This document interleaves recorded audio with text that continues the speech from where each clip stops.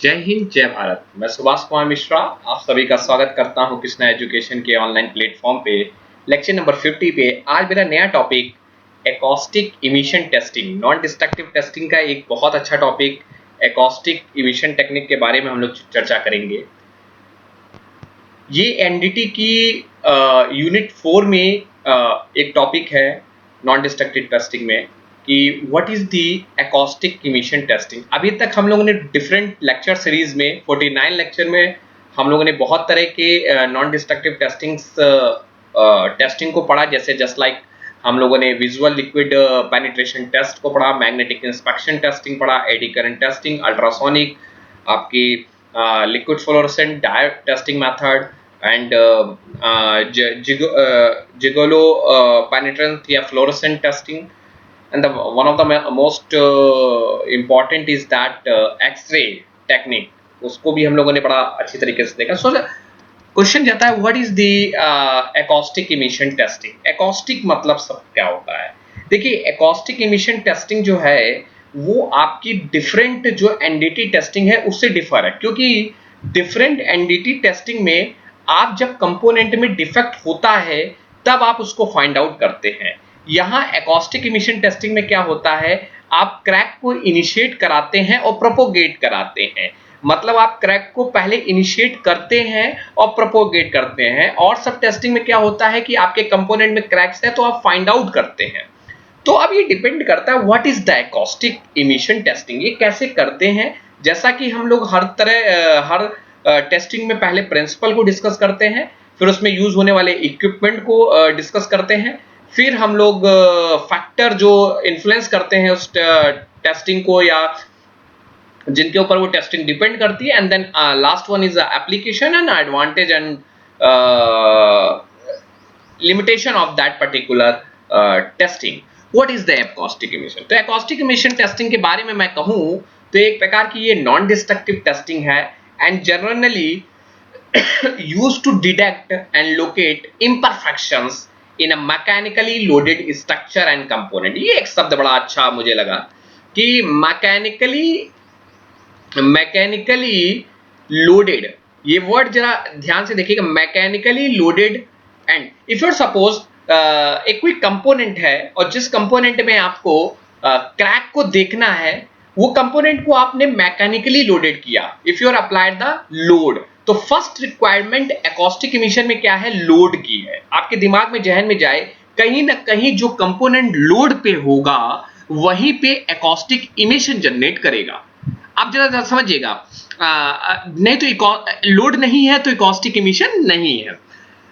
इस बात को जरा मद्देनजर हम लोग जब रखते हैं तो पता चला कि एक प्रकार की ये नॉन डिस्ट्रक्टिव टेस्टिंग है और इसमें जब लोड या इंपरफेक्शन को देखा जाता है, इसमें जब इंपरफेक्शन या डिफेक्ट्स को जब हम देखते हैं वो डिफेक्ट तब अराइज होता है जब वो स्ट्रक्चर या वो कंपोनेंट मैकेनिकली लोडेड हो।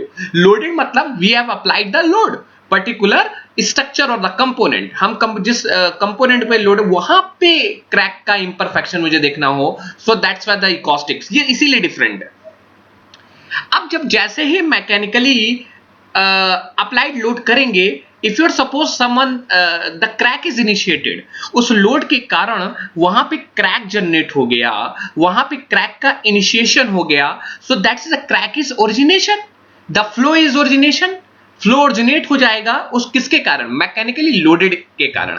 जैसे ही मैकेनिकल लोड के कारण आपने उस कंपोनेंट में फ्लो को ओरिजिनेट किया, अब वो जैसे ही ओरिजिन हुआ, दैट इज जैसे ही वो इनिशिएट हुआ, तो स्वाभाविक बात है वो प्रोपोगेट करेगा, क्योंकि आपने मटेरियल साइंस में पढ़ा है कि the crack is first is initiated. एक छोटा सा क्रैक होता है, then you have applied the maximum load, then it is grow it.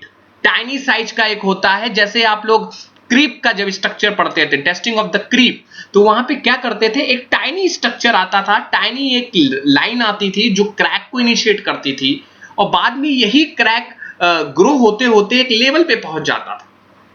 So that's why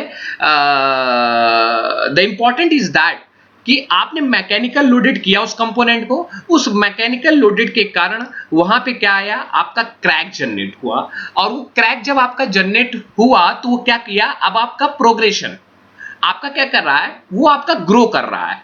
और वो ग्रो जो किया, उस ग्रो के कारण, जरा इस लाइन को बड़ा अच्छा समझिएगा, वो ग्रो कैसे किया, क्योंकि आपको मालूम है एक मैकेनिकल की प्रॉपर्टी है, आप जब किसी कंपोनेंट में आप फोर्स लगाते हैं, सो उसके इंटरनल रेजिस्टिंग जो कंपोनेंट मॉलिक्यूल्स है उसमें डिस्टरबेंस आ जाता है कुछ एरिया में, एंड जो internal resisting force per unit area है दैट इज कॉल्ड स्ट्रेस, वहां पे क्या जनरेट हो जाता है, स्ट्रेस जनरेट हो जाता है। तो जब मान लीजिए वहां पे क्रैक्स है, उस मैकेनिकल लोड के कारण वहां पे क्रैक का इनिशिएशन हुआ, तो वहां पे क्या हुआ, स्ट्रेस जनरेट हो गई, और जो ये स्ट्रेस जनरेट हुई वो स्ट्रेस क्या करी, स्ट्रेस वेव्स के फॉर्म में प्रोपोगेट करने लगी, स्ट्रेस वेव के फॉर्म में क्या करने लगी, मटेरियल से प्रोपोगेट करने लगी। मैं दिखाऊंगा भी फिगर, आपको क्लियर होगा किस तरह से।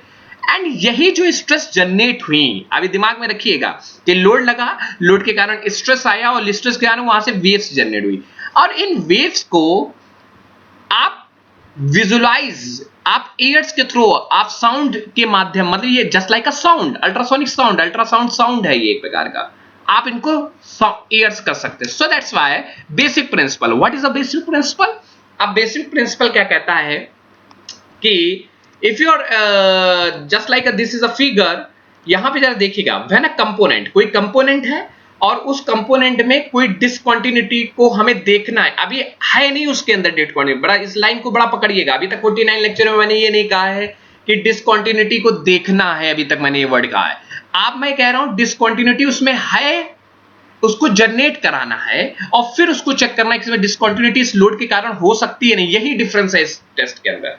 सो मैं क्या करता हूं, तो मैं एक कंपोनेंट है, उस कंपोनेंट पे मैकेनिकली लोडेड स्ट्रक्चर लोड लगाता हूं, और मैकेनिकल लोड जैसे लगाया तो स्ट्रेस इज रिलीज, वहां पे स्ट्रेस जनरेट हुआ, और उस स्ट्रेस के कारण वहां पे स्ट्रेस वेव्स जनरेट हुई, वहां से कुछ स्ट्रेस रिलीज एनर्जीज हुई, that is called the stress release energy, and this energy travel in the form of high frequency stress wave. जो ये एनर्जीज हैं वो क्या कर रही हैं, वो ट्रेवल कर रही हैं in the form of the waves, so that just like a suppose this is, आपको ये एक स्ट्रक्चर दिख रहा है, और इस स्ट्रक्चर में मैंने फोर्स लगाया, if you suppose apply the force, यहां से एक कंपोनेंट का फोर्स अप्लाई किया और यहां एक फोर्स अप्लाई किया, और मान लीजिए यहां पे कुछ एनर्जीज, यहां पे क्या है, आपकी स्ट्रेस रिलीज एनर्जीज निकल रही हैं, और वो स्ट्रेस रिलीज एनर्जीज की जो फ्रीक्वेंसी है, फ्रीक्वेंसी कितनी होनी चाहिए, 20 kilo hertz to 1 mega hertz तक की फ्रीक्वेंसी को ये रीचेबल करेगा।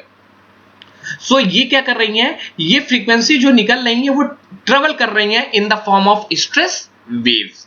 पहली चीज, लोड के कारण यहां पे वेव्स जनरेट हुई। अब ये जो वेव्स होंगी, ये दीस वेव्स, जब ये वेव्स ऑक्सीलेट करेंगी, दीस वेव्स आर ऑक्सीलेट्स, और ऑक्सीलेट करके क्या जाएंगी, ये इस वेव्स को हमें देखना कहां है, ये रिसीव होंगी use of sensor.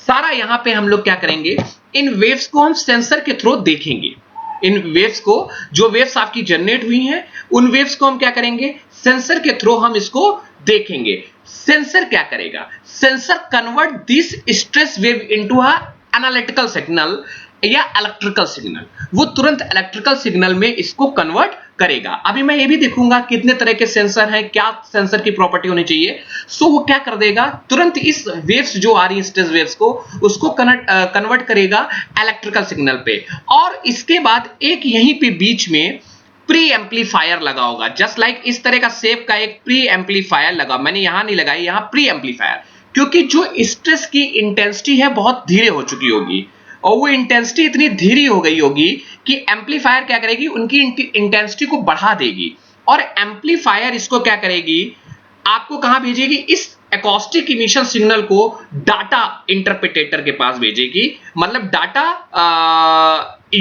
Recognising unit के पास भेजेगी। वो डाटा रिकॉग्नाइजिंग यूनिट क्या करेगी, आपकी इंटेंसिटी, फ्रीक्वेंसी और सारे वोल्टेज को इकट्ठा करेगी, और क्रैक को बता देगी कि यहां पे क्रैक है या, लेकिन ये क्वांटिटेटिव मेजरमेंट है, यहां साइज नहीं पता चलेगा क्या है, लेकिन ये पता चल जाएगा इस लोड के कारण यहां पे क्रैक्स है। So that was this is the basic principle. So principle के तहत हम लोग पहले बात करते हैं। इसमें पहली रिक्वायरमेंट ये है कि हमारा लोड चाहिए, लोड के कारण हमारी वहां स्ट्रेस जनरेट होंगी और उस स्ट्रेस एनर्जी के कारण हमारी स्ट्रेस वेव्स होंगी। वो वेव्स क्या होंगी, सेंसर के पास जाएंगी और सेंसर उनको ट्रांसफर करके सिग्नल पे देगा। नेक्स्ट वीडियो में मैं इसके और